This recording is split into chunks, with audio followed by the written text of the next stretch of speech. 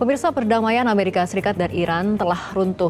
Eskalasi konflik kembali mencapai titik paling berbahaya. Serangan rudal dan drone Iran menewaskan tentara Amerika di Yordania. Presiden Donald Trump pun langsung memerintahkan gelombang serangan baru ke wilayah Iran, bahkan ketika tengah menghadiri final Piala Dunia 2026.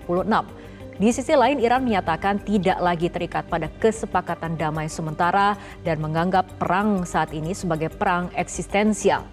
Selat Hormuz kembali memanas, kapal tanker menjadi sasaran, harga minyak dunia naik dan kekhawatiran dunia terhadap pecahnya perang kawasan semakin besar. Apakah konflik ini masih bisa dihentikan ataukah Timur Tengah sedang menuju perang berkepanjangan? Bersama saya Fitri Megantara, inilah top issue. Tentara Amerika Serikat tewas diserang rudal Iran, Trump mengamuk.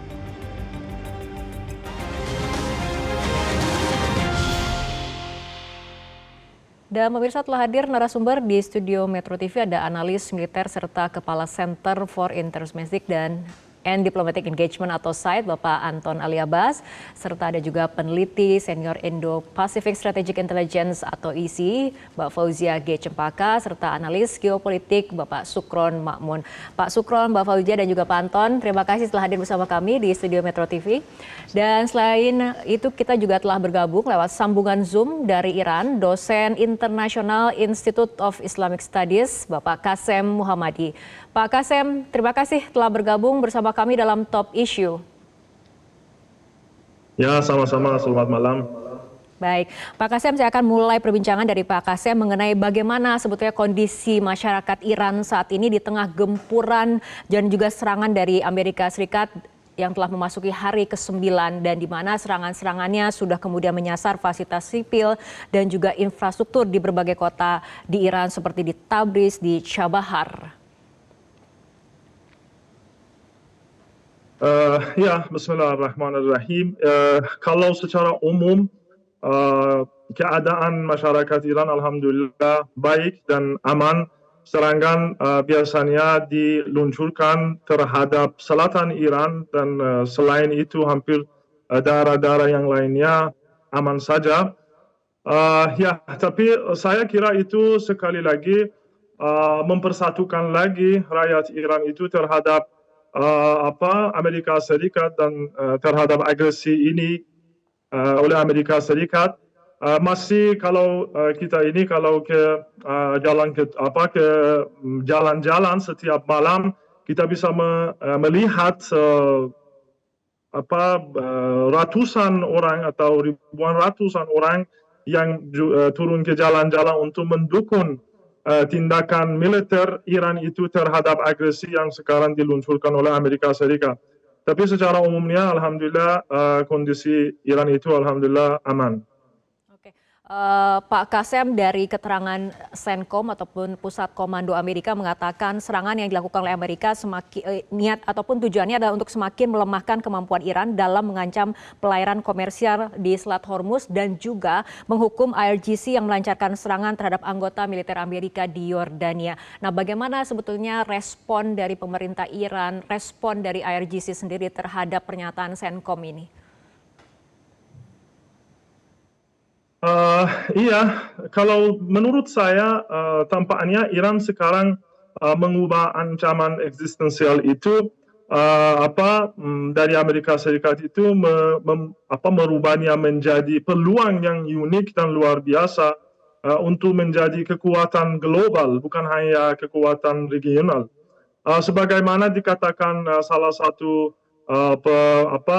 pemakar Amerika Serikat, Robert Pape, seorang profesor di Universitas Chicago, dia bilang kalau Iran itu dapat mempertahankan dominasinya saat ini atas Selat Hormuz selama 1 hingga mungkin 1,5 tahun lagi, Iran pasti akan menjadi negara adidaya keempat di dunia. Oleh karena itu, ya saya kira kalau sekarang Iran sekarang fokus atas pengelolaan atas Selat Hormuz karena Iran itu menganggap Selat Hormuz itu sebagai satu leverage ataupun alat tekanan yang luar biasa di mana Iran itu bisa menunaikan tuntutannya dia. Karena itu sudah dijelaskan bahwa atas meja perundingan itu nampaknya tidak bisa Iran, tidak bukan hanya Iran, tapi negara-negara yang lain. Kalau kamu mau berunding sama Amerika Serikat, nampaknya tidak bisa kamu sampai dan capai ke tuntutan kamu, ke hak-hak kamu, selain kamu bisa ada leverage yang luar biasa. Dan sekarang ya saya kira kalau salah Hormuz sudah jadi leverage yang luar biasanya Iran dan pasti tidak akan lepas tangan dari salah Hormuz. Oke, baik, saya akan kembali ke studio. Pak Sukron, tadi Pak Kasem sudah menyinggung mengenai perang eksistensial. Nah, Anda sendiri tanggapannya seperti apa? Apakah ini akan mengubah konflik menjadi perang yang sangat panjang atau seperti apa? Kalau masalah perang itu akankah panjang ya, tentunya Iran itu justru menginginkan perang itu lebih panjang. Karena Iran itu sebenarnya tujuannya kan bukan bagaimana dia memenangkan peperangan ini, tapi dia yang penting memastikan Amerika tidak mudah untuk menang. Itu yang pertama. Dan yang kedua memang ada doktrin di Iran itu yang mengambil dari surat Al-Anfal ayat 60, wa'aidu lahum mastata'tum min quwwah. Ketika saya di Iran itu doktrin itu tuh di kampus-kampus itu selalu didoktrinkan bahwa kita itu harus siap kapanpun. Dan dia merasa sebagai bangsa yang sudah tua, apalagi ini terkait dengan eksistensi mereka, mereka pasti akan melakukan total war. Tapi tentunya juga mereka terukur gitu. Karena apa? Karena kalau perang ini berkepanjangan juga, economic dan political cost-nya itu terlalu besar. Tentunya ini juga dihitung oleh Iran, karena kalau sampai Iran jadi boncos juga, itu nanti bisa domestiknya bisa kacau juga gitu. Artinya rezim sekarang ini juga bisa terancam kalau sampai istilahnya periuk nasi mereka itu tergulingkan. Saya rasa seperti itu. Oke, Mbak Fauzia, menghadapi kemudian dinamika ataupun eskalasi konflik saat ini kan Iran kemudian secara tegas menyatakan tidak lagi terikat pada kesepakatan damai sementara MOU Islamabad. Ini efeknya akan seperti apa? Tentu kita melihat bahwa saat ini eskalasi yang terjadi belum penuh ya Mbak ya. Dan bagaimana kedua belah pihak baik Amerika Serikat maupun Iran siap untuk mengeskalasi lebih tinggi lagi. Namun ketika kita melihat hal ini ada dua hal yang menurut saya bisa menjadi titik eskalasi yang lebih tinggi lagi, yaitu satu, ketika misalnya Iran, jangan lupa bahwa sampai saat ini meskipun dari tanggal 7 Juli dilakukan serangan, sampai saat ini Iran tidak menyerang ke Israel. Itu yang pertama kita lihat sebagai titik eskalasi yang bisa jadi menjadi titik balik apakah eskalasi akan semakin tinggi atau tidak begitu.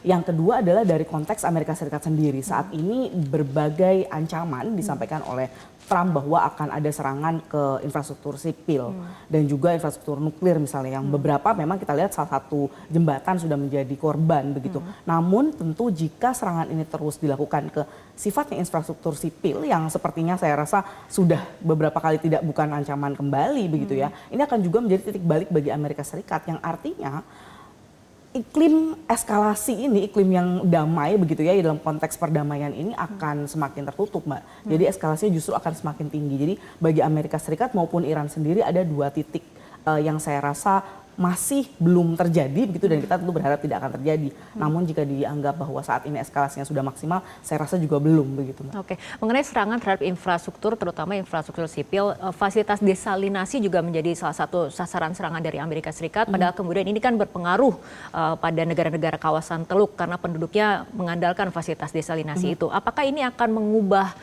pandangan dari negara-negara kawasan Teluk terhadap konflik ini, posisi Iran, posisi Amerika, seperti itu Mbak? Ini yang saya lihat bagaimana perbedaan antara kalau kita bilang bab 1 yang ditutup pada akhir Juni lalu begitu ya, pada perdamaian di Bergenstock begitu ya, dengan eskalasi yang akan terjadi di periode ini, di bab kedua ini, yaitu periode pertama begitu ya, ancaman yang disampaikan oleh Trump terkait dengan serangan ke desalinasi, terkait dengan infrastruktur sipil, ini tidak terjadi begitu Mbak. Nah, dalam konteks ini sekarang dilihat bagaimana korban itu Mbak, yang terjadi antara dari Februari hingga Juni itu 13 orang. Dan sampai sekarang begitu hanya beberapa pekan saja sudah sudah sampai 5 sampai belasan orang begitu yang terjadi di antara Yordan dan juga Irak. Nah, dalam konteks ini tentu kita lihat eskalasinya lebih multiplying, bertambah multiplikasi dengan lebih cepat. Yang artinya ancaman Trump terhadap infrastruktur sipil bisa jadi dianggap cara menyerang yang lebih fair begitu dengan cost yang telah diambil Amerika Serikat dengan korban jiwa yang telah dialaminya, Mbak. Oke, Pak Anton tadi Mbak Fauzia mengatakan ada chapter 1, chapter 2 seperti itu. Apabila kita lihat memang babak saling serang antara Amerika Serikat dan Iran ini sangat fluktuatif seperti itu. Ada di satu poin saling serang, kemudian berunding, saling serang kembali, berunding, saling serang kembali, berunding lagi, dan saat ini kembali saling serang, memanas seperti itu. Sebetulnya apa yang dicari dari kedua negara yang sedang berkonflik ini? Apakah memang menginginkan bahwa saling serang ataupun letupan-letupan itu terjaga atau seperti apa? Jadi dengan kata lain sebenarnya kalau kita lihat fenomena itu bukan dilakukan secara parsial terpisah, tapi dilakukan secara paralel. Jadi dengan kata lain bahwa para pihak yang bertikai dalam hal ini Amerika Serikat maupun Iran itu sama-sama mengkombinasikan pendekatan diplomasi dengan pendekatan militer. Jadi ada istilah namanya diplomasi koersif. Itu dipakai secara beriringan. Jadi secara paralel mereka melakukan itu. Kenapa? Karena ini adalah cara mereka untuk menjaga daya tawar, posisi tawar dalam negosiasi. Karena sekalipun misalnya ini aksi sering balas di belakang layar, negosiasi tetap berlangsung. Tidak pernah. Jadi istilahnya walaupun itu saat ini sudah pada fase yang kemudian militer Amerika sudah banyak yang mereka tidak pernah bilang bahwa MOU sudah berakhir. Dari sisi Iran sendiri bilangnya adalah suspensi, penangguhan. Jadi dengan kata lain, pintunya nggak pernah ditutup. Jadi ini sebenarnya adalah cara mereka memang bernegosiasi memang modelnya seperti ini. Gitu. Tapi bagaimana kemudian mereka mencoba menjaga leverage? Kenapa kemudian tadi Hormuz dan lain-lain? Ya itu tadi seperti narasumber yang pertama bilang bahwa ini adalah saling jaga posisi masing-masing. Ini dia tahu ini adalah posisi tahunya dijaga. Kemudian Trump bilang bahwa apa yang dilakukan adalah untuk menjamin Hormuz untuk tetap lancar ya, dan Iran gagal untuk itu. Jadi kan kuncinya ada di sana. Jadi bagi saya sih tidak ada yang aneh sebenarnya dengan apa yang dilakukan saat ini. Itu satu. Yang kedua bagi saya ini saya selalu melihat bahwa ini selalu ada dimensi politik domestiknya. Bagaimana kemudian Amerika Serikat sampai sekarang adalah hari ke-9 secara berturut melakukan serangan. Ya lagi-lagi apalagi ada tambah nanti ini ada 3 soldiernya yang menjadi korban, tentu saja ini akan menjadi pembicaraan di publik domestik. Kalau Trump tidak melakukan sesuatu, Trump akan dibully di domestiknya, gitu. Jadi mau nggak mau dia akan melakukan sesuatu, gitu. Tapi bagi saya, kalau misalnya memang mereka mau eskalasi, Trump serius, lakukan aja kayak seperti bab 1, serang aja semua masyarakat sipil, serang dibom di Teheran dan lain-lain. Itu memang untuk memancing, kan enggak? Yang dihajarnya dari tadi Iran Selatan, fasilitas militernya. Artinya apa? Mereka mencoba. Jadi Amerika mencoba apa yang dia serang itu untuk dimitigasi. Kira-kira nanti dampaknya akan seperti ini, kita akan kontrol. Gitu. Walaupun tadi desalinasi gitu. Jadi itu toh itu juga bagi Iran juga mencoba mengontrol damage-nya. Gitu. Bagaimana dia melakukan titik-titik serangnya itu. Itu, baik, kita akan lanjutkan kembali perbincangan, tapi kita akan ikuti jeda berikut terlebih dahulu.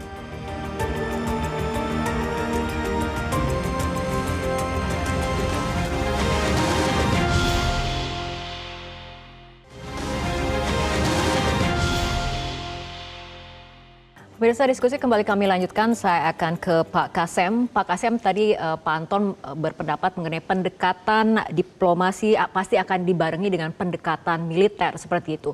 Bagi Iran sendiri di tengah bombardir serangan Amerika Serikat terhadap fasilitas-fasilitas di Iran, apakah Iran masih membuka pintu untuk upaya diplomasi, Pak Kasem?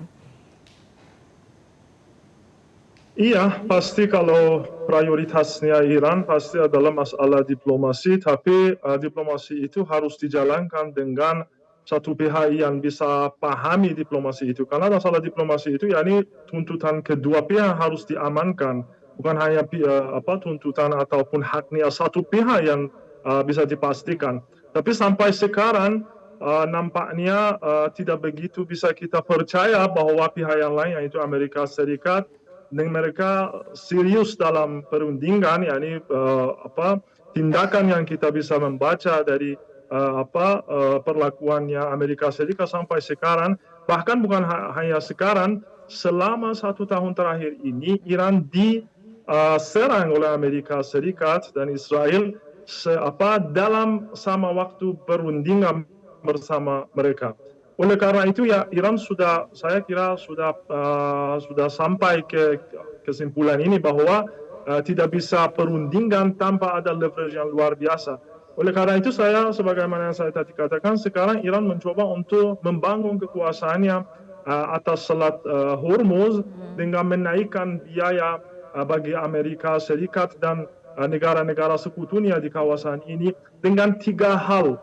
Pertama, dia menciptakan tekanan ekonomi pada Amerika Serikat dengan menaikkan harga bensin dan barang-barang lainnya yang menyebabkan tekanan politik dan kemungkinan kekalahan politik parti Trump itu di pemilihan Senat yang akan datang. Masalah kedua adalah menimbulkan korban jiwa yang telah kita saksikan beberapa hari yang lalu itu, yang juga menciptakan tekanan dari dalam Amerika Serikat pada pemerintahan Trump. Dan masalah ketiga atau tekanan ketiga yang Iran sekarang berusaha untuk menciptakan adalah tekanan dari Sekutu Arab Amerika dengan melakukan pembalasan berupa perusakan infrastruktur, terutama infrastruktur energi dan mungkin di depan infrastruktur kecerdasan buatan, di mana Amerika Serikat dan perusahaan-perusahaan Amerika Serikat itu merupakan pemegang saham utama. Oke. Baik, kembali ke studio Mbak Fauziah. Tadi sudah dikatakan oleh Pak Kasem mengenai Amerika ataupun Iran ini mencoba memberikan efek tekanan ekonomi, tekanan politik, tekanan sekutu Amerika Serikat sendiri. Di antaranya kita lihat lonjakan harga minyak sudah melampaui $90 Amerika per barel, dan di Amerika Serikat sendiri pada Senin ini lonjakan harganya sudah lebih dari $4 Amerika per barel, di mana ini sudah mulai menyulitkan kesulitan rumah tangga di Amerika. Nah, ini kondisi-kondisi seperti ini sebetulnya bagaimana bisa memberikan tekanan terhadap kebijakan Trump dalam perang ini? Jadi memang kalau kita lihat dari teori eskalasi ya Mbak, biasanya dikenalkan dengan Tom Schilling gitu, kita melihat bagaimana eskalasi itu ada 2 jenis. Ada yang dilakukan seperti Amerika Serikat yang sifatnya adalah vertikal, artinya untuk menyerang satu target negara begitu, dia bertambah terus-menerus. Tapi ada juga yang sifatnya horizontal seperti yang dilakukan oleh Iran begitu, dan dilakukan di periode pertama, tadi chapter pertama. Dan saat ini juga dilakukan kembali begitu, di mana serangannya ini didistribusikan secara menyeluruh begitu ya, ke horizontal, tidak hanya ke serangan ke beberapa tempat yang memang military base Amerika Serikat saja, tapi juga ke negara-negara teluk. Nah, kalau tadi bicara tadi Mas Kasem, salah satu poin yang diangkat yaitu terkait dengan minyak. Itu salah satu bantalan yang selama ini atau kenyamanan buffer yang disampaikan oleh Trump bahwa Amerika Serikat ini memiliki reservasi atau cadangan minyak yang besar. Salah satu laporan menyebutkan bahwa cadangan minyak Amerika Serikat itu di angka 680 juta barel, Mbak. Dan saat ini sejak Februari hingga saat ini sudah tergunakan sekitar 400 juta barel. Nah, artinya jumlah ini sudah semakin menurun, dan jumlah ini tidak pernah serendah ini sejak 1983, Mbak. Di mana Amerika Serikat waktu itu baru membangun reservasi minyak ini begitu. Dalam konteks ini tentu saja bantalan-bantalan kenyamanan yang selama ini disiapkan oleh Amerika Serikat juga semakin berkurang, Mbak. Jadi meskipun masih memiliki cadangan, namun cadangan ini berkurang dengan harga yang semakin tinggi, dan juga tadi disampaikan bahwa harga semakin tinggi dan juga jumlah yang menuju ke Amerika Serikat juga semakin berkurang begitu, dan inflasi jangan lupa terus meningkat. Ini tentu menjadi beban yang tidak hanya beban militer begitu ya di dalam konteks perang ini, beban fisik tapi juga beban ekonomi. Oke. Nah, Pak Sukron, mengenai kawasan ataupun geopolitik di kawasan, dan ini kaitannya dengan kepentingan energi. Bagaimana Anda melihat hubungan negara-negara teluk dengan Iran ataupun mungkin Eropa dengan Iran, China, Rusia dengan Iran, ada kaitannya dengan kepentingan energi? Ya, pasti ya, sangat ya, karena suplai minyak dunia itu kan juga diantaranya dari Iran, dan itu sangat besar. Tapi justru yang menarik itu kenapa perang ini kayak semacam dikip supaya tetap perang kan. Itu kan justru behind the scene-nya itu. Saya melihat malah justru ada negara-negara yang menjadi rival AS itu pengen supaya dominasi AS itu bergeser. Karena kalau AS ini perang semakin lama, jadi mereka punya waktu tanpa rival. Makanya kan AS juga menuduh kan ketika serangan di basis militer di Jordan itu kan seolah-olah ada negara nih, bahkan disebut oleh AS bahwa ada negara yang membocorkan koordinat ke Iran kan gitu kan. Nah, ini juga pasti bahkan negara-negara teluk itu sebenarnya pengen perdamaian itu segera terwujud. Bahkan kayak Emirat Arab itu rela membayar kerugian perang Iran. Karena apa? Kalau segera damai, itu lebih menguntungkan Iran sendiri juga, lebih menguntungkan negara-negara Teluk. Karena dengan perang ini, negara Teluk itu paling dirugikan sekarang. Amerika juga rugi sebenarnya. Misalkan basis militer yang dibangun 60 tahun yang lalu dengan biaya ratusan miliar dolar, ini hancur juga. Cuma kan di situ ada gengsi, tapi juga ada pihak yang tetap menjaga perang itu tetap hangat. Tapi juga jangan terlalu hangat semuanya terbakar dunia ini. Jangan sampai perang ini juga gitu. Jadi artinya perang tetap saja. Karena apa? Ada pihak-pihak yang juga diuntungkan dalam perang ini. Oke, nah tanya ke Pak Anto nih, soal rivalitas militer di balik konflik Amerika Serikat dan Iran. Ada yang diuntungkan nggak? Ya ada, kalau ada. Satu namanya Rusia. Kalau nggak ada perang Iran, Amerika bisa ikut fokus Rusia. Jadi ada teater namanya perang Rusia-Ukraina. Sebelumnya Amerika juga ikut fokus ke Eropa. Karena ada perang ini, Amerika fokusnya ke Timur Tengah. Sehingga kemudian ketika ini memanas Rusia-Ukraina, nggak ada keterlibatan Amerika. Yang pusing siapa? Eropa. Gitu ya, itu satu. Tapi saya nggak yakin kalau misalnya Cina kemudian ikut menikmati ini. Karena apa? Karena Cina adalah pembeli terbesar dari minyaknya Iran. Jadi kalau ini flow-nya terganggu, tentu bagi Cina itu juga gangguan buat mereka. Gitu. Bagi Cina sih simpel, kalau misalnya bisa damainya lebih cepat, kenapa enggak? Toh saya selama ini juga dapat minyak dari Iran harga murah gitu. Jadi ini ngomong tentang supply. Tapi kalau misalnya apakah ada? Ada. Apalagi misalnya ketika cerita tentang tadi disebut sama tentang dari Robert Pape misalnya, dia kan udah bilang bahwa ini kalau Iran berhasil bertahan, Iran ini bisa jadi negara adidaya di kawasan. Kenapa? Kan Iran itu bukan negara besar, tapi bisa bertahan melawan negara besar berbulan-bulan gitu loh. Jadi ya itu adalah akan memberikan sendiri, dan Iran kan bisa menyampaikan pesan kepada kawasan. Ngapain Anda berlindung sama Amerika Serikat? Kamu sudah bertahan, saya serang terus, tembus. Kenapa nggak minta berlindung sama saya? Gitu kan. Yang saya yang nyerangnya gitu. Jadi gitu. Apalagi ketika instalasi militer banyak diserang. Kan Amerika kemudian bergeser menggeser asetnya ke Israel. Apakah Israel senang? Israel juga nggak senang, katanya. Waduh, kalau gitu abis ini targetnya saya ini. Jangan banyak-banyak di sini, nanti saya yang jadi serang. Ini kan menjadi menarik gitu. Jadi bagaimana kemudian itu saya tidak terlalu yakin bahwa kemudian eskalasi kemudian meningkat seperti tadi bab 1. Kayaknya sih enggak. Kenapa? Ini November bentar lagi. Israel juga lagi mau pemilu, ini ada banyak setting domestik yang harus diperhatikan. Ya ada letupan-letupan biasa karena ini nanti bisa diolah jadi materi kampanye domestik. Gitu. Tapi jangan tinggi-tinggi banget, nanti malah kalau misalnya nggak bisa dikontrol akan jauh lebih bahaya dampaknya. Itu yang kemudian bagi para pihak yang bertikai itu yang mencoba mengontrol bagaimana mereka melakukan konsolidasi domestik. Jadi semua yang dilakukan itu semuanya adalah harapannya bisa diukur, terukur. Baik, kita akan lanjutkan kembali perbincangan, tapi seperti biasa kita ikuti jeda berikut terlebih dahulu.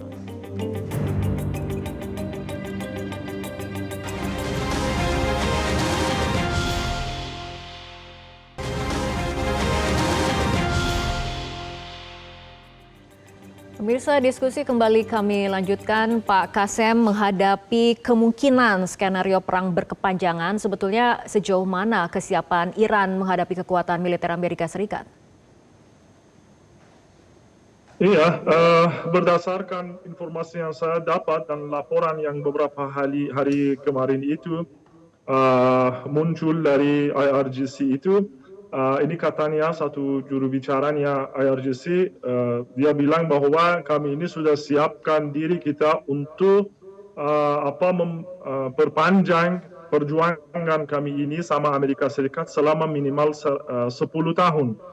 Ya ini kalau Iran itu selama 50 tahun kemarin itu sudah siapkan dirinya untuk perang sekarang ini.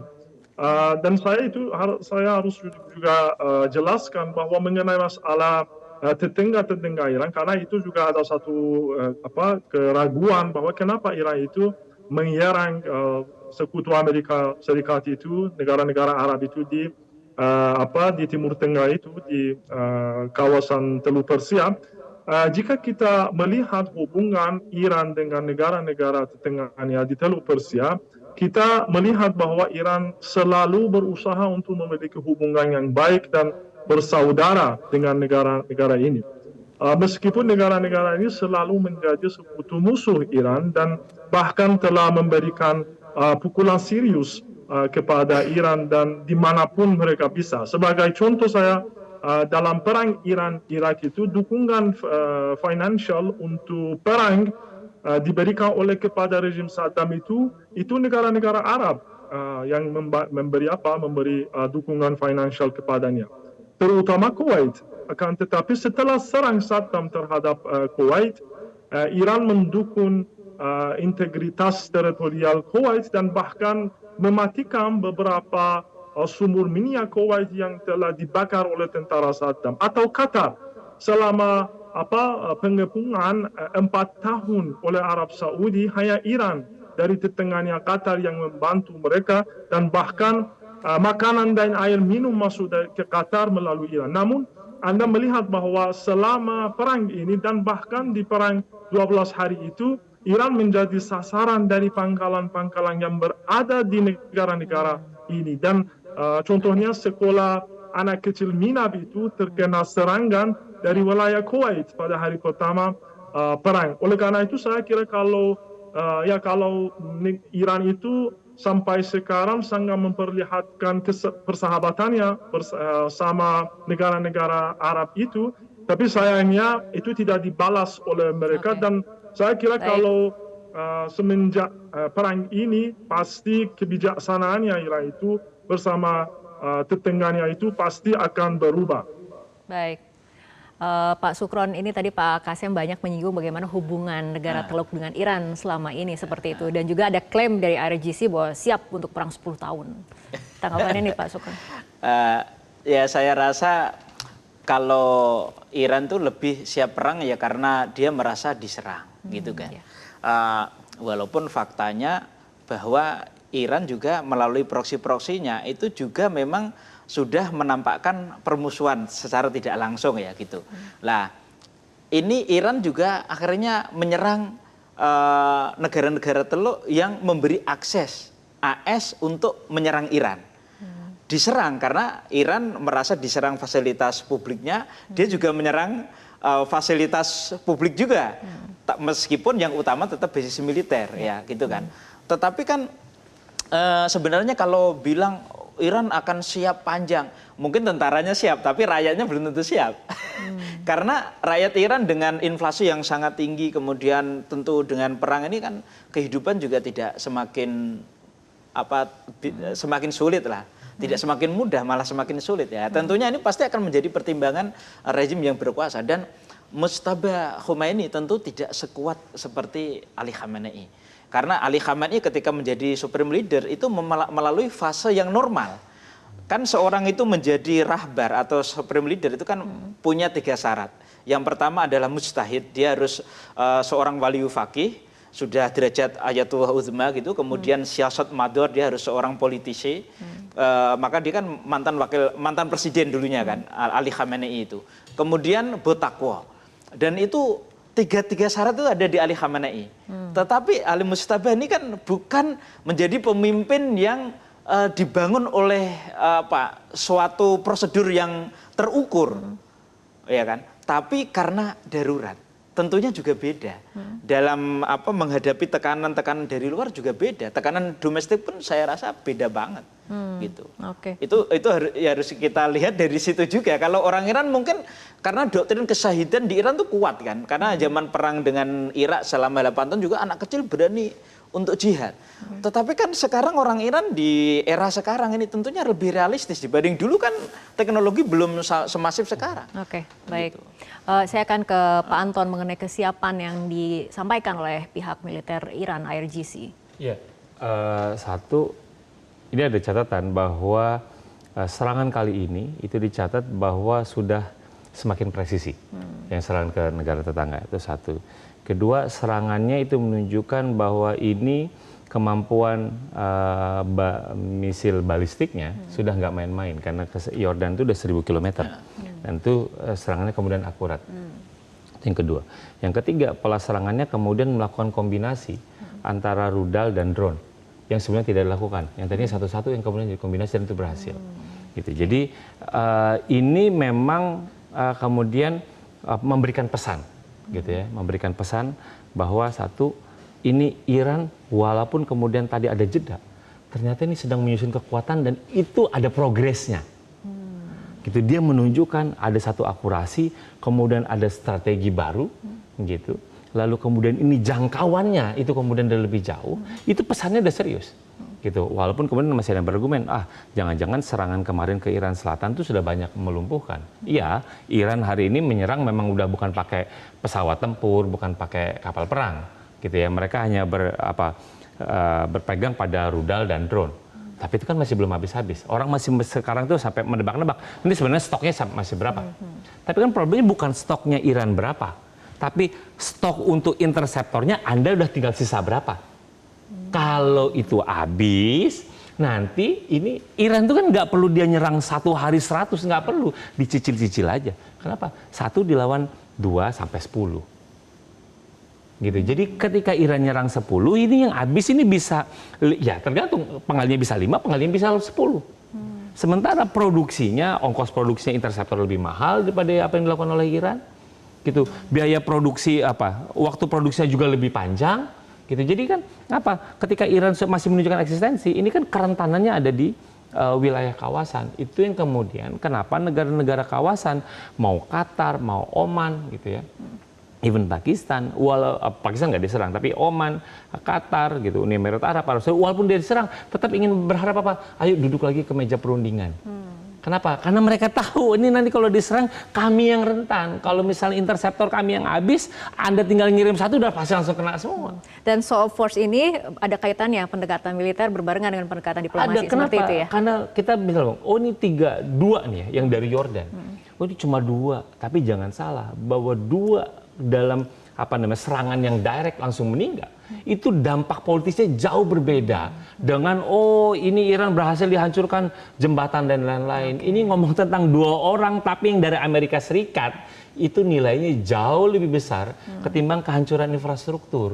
Gitu. Ini yang makanya memang harus dicermati. Gitu. Mbak Fauzia, pandangannya?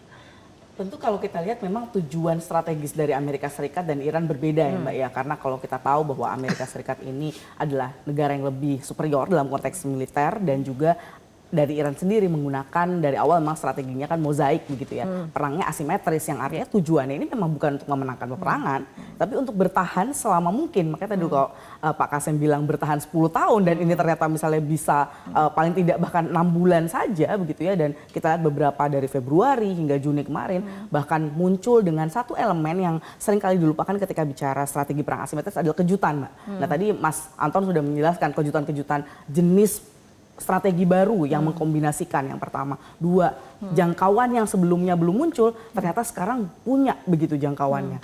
3 adalah stoknya, begitu yang stoknya yang dianggap beberapa kali Pete Hegseth menyatakan bahwa sudah tidak ada stok dan lain sebagainya, ternyata menunjukkan masih mampu melakukan retaliasi. Dan tadi 4 presisinya yang semakin meningkat ini menunjukkan bagaimana perang asimetris yang dimainkan Iran ini bukan hanya untuk tujuannya bukan memenangkan perang secara militer, tapi justru memang tadi melihat bagaimana bertahan dan juga menunjukkan kemampuan untuk menunjukkan surprise. Oke, baik. Diskusi kembali kami lanjutkan, tapi kita ikuti jeda break terlebih dahulu.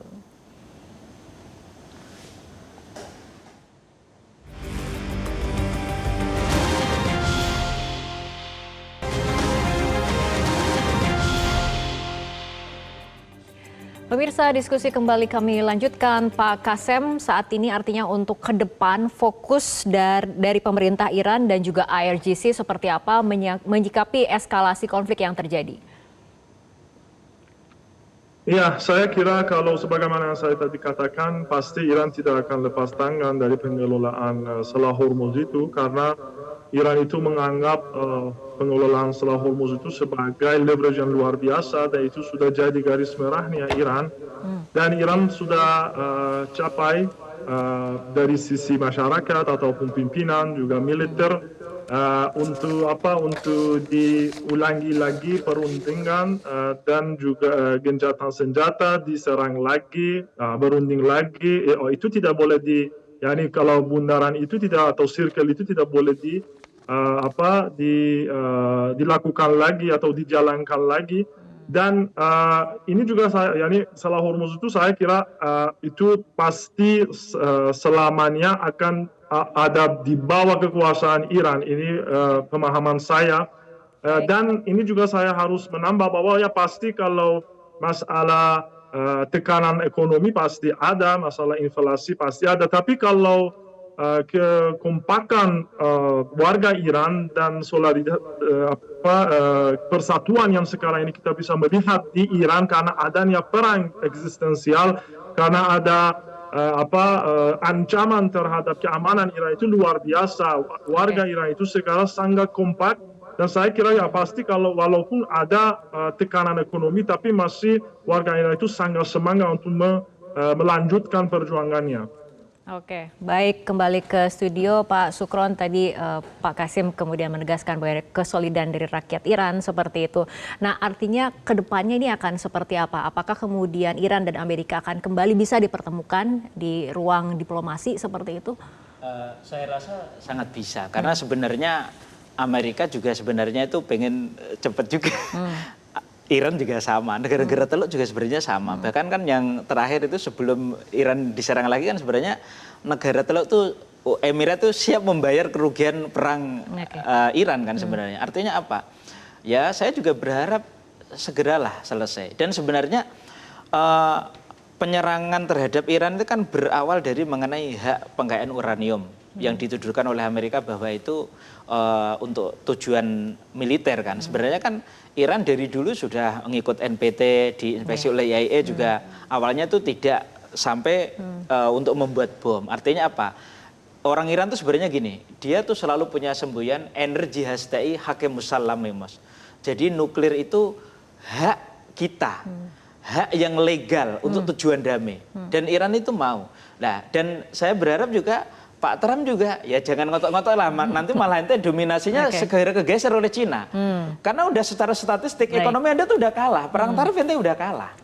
Jadi kalau sama-sama ente tetap egois, justru yang rugi tuh ente sendiri, Iran juga sama. Dan Indonesia juga termasuk yang dirugikan kalau perang ini terlalu lama. Tapi ibu-ibu yang diuntungkan karena harga emas turun. Baik, Mbak Fauziah, ini mengenai konflik ini apakah akan terus berputar dengan saling serang berunding atau akan seperti apa? Pola saling serang berunding ini Mbak, akan ada 3 hal yang menurut saya akan berbahaya. Yang pertama adalah jika konsep strategi yang horizontal tadi semakin terhorizontal. Artinya adalah misalnya Houthi semakin dilibatkan. Begitu. Atau tadi bicara misalnya belum bicara tentang Lebanon misalnya. Atau beberapa konteks proksi lain. Nah kalau semakin strategi horizontal ini semakin lebar begitu, tentu akan lebih dari gencatan senjata ataupun bahkan perdamaian. Nah di konteks lain juga jika ada korban semakin banyak dari konteks Amerika Serikat.